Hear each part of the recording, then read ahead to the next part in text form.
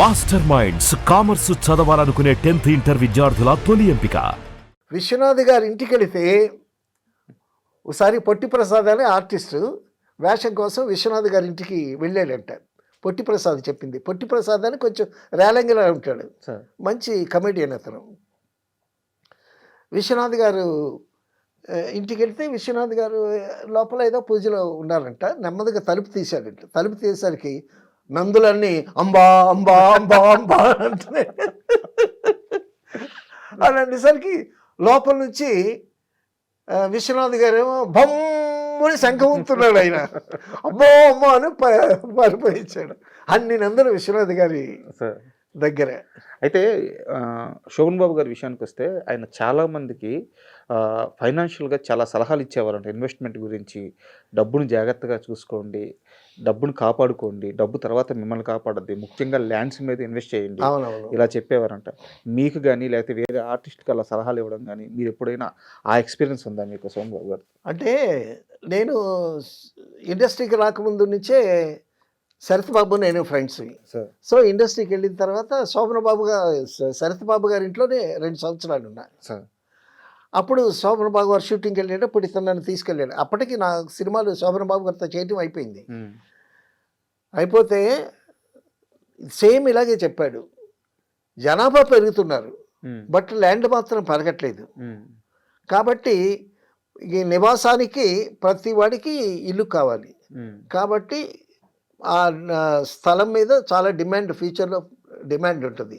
కాబట్టి మీరు సంపాదించిన దాంట్లో కొంత ఏదైనా ల్యాండ్ మీద ఇన్వెస్ట్ చేయండి, అది ఉత్తరోత్తర బాగా డెవలప్ అవుతుంది, అదే మిమ్మల్ని కాపాడుతుంది అని చెప్పేవాడు. అదే శరత్ బాబుకి చెప్పాడు. శరత్ బాబు పాటించాడు. శరత్ బాబు చనిపోయే నాటికి అతని ప్రాపర్టీస్ లెక్కేసుకుంటేనండి దగ్గర దగ్గర 200 కోట్లు ఉన్నాయి అక్కడ. ఆయనకి మెడ్రాస్ మౌంట్ రోడ్లో షాప్స్ ఉన్నాయి. తర్వాత ఊటీలో ఒక ఇల్లు కొన్నాడు. తర్వాత ఆమదాల వలసలో ఇల్లు కొన్నాడు. తర్వాత హైదరాబాద్లో ఇల్లు ఉంది. బెంగళూరులో షాపులు ఉన్నాయి. ఆయన చనిపోయే నాటికి 13 వాటాలు వేశాడు శరత్ బాబు. 13 వాటాలు వేసిన తర్వాత కూడా ఈయన పేరున కొంత అమౌంట్ మిగిలింది. అది కూడా డెఫినెట్గా పంచుకుంటారు కదా, బ్రదర్స్ సిస్టర్స్ చాలామంది ఉన్నారు. సో శోభన్ బాబు గారి మాట పాటించినందువల్ల వాళ్ళు ఎంత ఫ్లరిష్ అయ్యారు. ఆయన చెప్పిన మాటలతోనే మురళీమోహన్ గారు కానీ, నాగార్జున గారు కానీ, ఇండస్ట్రీలో చాలామంది ఆయన మాట పాటించి, జయసుధ గారు ఒకసారి అన్నానగర్లో మెడ్రాస్లో ఈ స్థలం కొని జయసుధ చాలా బాగుంటుంది, వాల్యూ వస్తుంది అని అంటే అక్కడ అన్నానగర్లో సేకరించిన చెత్త అంతా అక్కడ డంప్ చేసేవాళ్ళు. జయసుధ ఇదేంటంటే ఇది చెత్త, ఇదేం డెవలప్ అవుద్ది అని వదిలేసింది. తర్వాత చూస్తే అది కోట్ల మీద వెళ్ళింది. ఇప్పుడు 100 కోట్లు. ఆ విధంగా తర్వాత అండి నేను విన్నాను, ఒక వీధి ఇళ్ళన్నీ ఆయనవే. శోభన్ బాబు ఆయన ఇంటికి వెళ్ళాను ఒకసారి. ఆ ఇంటి మీద శాంతి నివాసం అని రాసి ఉంటుంది. ఎంత చక్కని పేరు పెట్టుకున్నాడండి శోభన్ బాబు గారు. తర్వాత ఆయన షూటింగ్లో ఉంటాడు. ఇంటికి వెళితే ఇంటిలో ఒక్క సినిమా కబురు ఉండదు. అంత శాంతి నివాసం అన్నందుకు అంత ప్రశాంతంగా ఉంటుంది వాతావరణం. ఆయన కూడా అంత ప్రశాంత జీవనం సాగిస్తాడు. అసలు ఇండస్ట్రీలో హీజ్ ఎ మోడల్ అండి. ఆయన చాలా ఆదర్శమైన వ్యక్తి. ఇంట్లో కూడా చాలా నిండుగా పంచి కట్టుకొని వైట్ అండ్ వైట్ వేసుకొని చాలా డిగ్నిఫైడ్ ఉండేవారంట. షూటింగ్లో కూడానండి అవసరమైతే మాట్లాడతాడు. అది తక్కువ మందితో మాట్లాడతాడు, ఎక్కువ మాట్లాడు. సో అద్భుతమైనటువంటి పర్సనాలిటీ. సరే అందగాడని చెప్పాల్సినటువంటి పని లేదు, అది మనం కొత్తగా చెప్పేది ఏం కాదు. నేను సోగ్గాడు సినిమా గురించి ఏదో ఛానల్లో చెప్తే ఒకడేమో కామెంట్ పెట్టాడు, నువ్వు సోగ్గాడు అని పెట్టాడు. అంటే నేను నాకు పరిచయం ఉన్న వ్యక్తి, లేకపోతే ఆ ఛానల్లో ఫోటోగ్రఫీలో అందంగా ఉన్నానో ఏమో. సోగ్గాడు అంటే ఆయనే. సార్ ఇది సరదాగా అడుగుతున్నాను, మీరు పేర్లేని చెప్పాల్సిన అవసరం లేదు, బట్ నాకు తెలిసింది అడుగుతున్నాను. ఇండస్ట్రీలో చాలామంది హీరోయిన్స్ శోభన్ బాబు గారిని ప్రేమించారట నిజమేనా? చాలా. ఆ? అందులో జయసుధ గారు ఉన్నారుగా. ఆ, ఆ, ఆవిడ పబ్లిక్గా చెప్పింది కదా, ఆ. శోభన్ బాబు క్రష్, మా క్రష్ అది ఇది అని. అదే ప్రేమించడం అంటే క్రష్ అనే. అదే. ఆ, ఉమ్. చాలా మందికి ఆయన అంటే ఇష్టం, అభిమానం. చాలా మందికి ఇష్టం. ఉమ్, కానీ ఆయన ఇష్టపడింది వేరే వాళ్ళని, ఉమ్, అంతే కదా.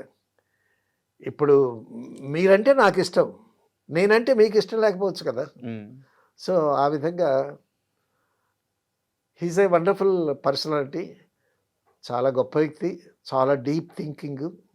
తర్వాత అండి ఆయన గుప్తదానాలు చాలా చేశాడు, చాలామందికి తెలియదు కానీ సార్ చాలామందికి చేశాడు. చాలా మంది ఆయన ఆస్తుల గురించే మాట్లాడతారు సార్. అవునవును. ఆయన చేసిన సేవా కార్యక్రమాలు పెద్దగా చేయరు. చెప్పలేదు. ఇక్కడ ఒక విషయం ప్రేమ్ కుమార్ అనే అసిస్టెంట్ డైరెక్టర్ అవును, ఇందాక చెప్పానే, ఉమ్, అతను కూడా శోభన్ బాబు గారి సినిమాలు పనిచేశాడు. సార్. శోభన్ బాబు గారు సినిమాలు పనిచేస్తూ ఒకసారి వాడి అప్పుడు మేమంతా అప్పుడే పెరుగుతున్న బడ్డింగ్ స్టేజ్ అనమాట. సినిమా ఉంటేనే ఫుడ్, సినిమా లేకపోతే లాటరీ. ఉమ్, ఒకసారి మా షూటింగ్లో ఉంటుండగా వచ్చాడు, అన్నగారు నమస్కారం అండి అని అన్నాడు శోభన్ బాబు గారిని. ఏంట్రా ఏంటి విషయాలు అన్నాడు. ఏం లేదండి, నేను ఒక ప్రశ్న ఇస్తాను, సమాధానం చెప్పాలి, మీరు సమాధానం చెప్పలేకపోతే ఒక 100 రూపాయలు ఇవ్వాలి నాకు అన్నాడు. ఉమ్, అదేంటో అన్నాను. అవునండి, ఫుడ్కి డబ్బులు లేవు, ఒక 100 రూపాయలు కావాలి, మీరు ప్రశ్నకి సమాధానం చెప్తే ఇవ్వక్కర్లేదు, ఉమ్, సమాధానం చెప్పలేకపోతే 100 రూపాయలు ఇవ్వాలి. సరే చెప్పరా నీ ప్రశ్న ఏంటి చెప్పాను. బుబాన్ బసవ్ అంటే ఏమిటి? బుబాన్ బసవ్ అంటే ఏమిటి? ఒకటోసారి, రెండోసారి, మూడోసారి మీరు చెప్పలేకపోయారు. బుబాన్ బసవ్ అంటే తిరగేస్తే శోభన్ బాబు. బుబాన్ బసవ్ అంటే తిరగేస్తే శోభన్ బాబు 100 రూపాయలు ఇవ్వండి అని అన్నాడు. అది ప్రొడక్షన్ మేనేజర్ని పిలిచి వీడికి 100 రూపాయలు ఇవ్వండి అని చెప్పి వాళ్ళ పర్సనల్ మేనేజర్ని పిలిచి, ఆయనకి థియేటర్ ఒకటి ఉంది, ప్రీవియస్ థియేటర్ ఒకటి ఉంది, ఆ స్టాఫ్కి భోజనాలు వస్తాయి. వాడికి చెప్పాడనమాట, ఒరే వీడు ఎప్పుడు వచ్చినా వాడికి భోజనం పెట్టండి అని చెప్పి, వీడికి ఎప్పుడు డబ్బు లేకపోయినా అక్కడికి వెళ్ళి భోజనం చేస్తాడు. సో అలాగా చాలామందికి చేశాడు, చాలామందికి హెల్ప్ చేశాడు, ఆయన చెప్పుకోడు. Sir sir thank you very much. ఎందుకంటే అంత గొప్ప హీరో గురించి అవును ఇంత చిన్న విషయం తెలిసిన ఆనందమే సార్. ఎందుకంటే మీలాంటి పెద్దలు చెప్పాలి, మేము తెలుసుకోవాలి. సో నిజంగా చాలా ఆనందంగా ఉంది. థ్యాంక్ యూ చెప్పటం కూడా నాకు ఆనందమే సార్. Thank you sir.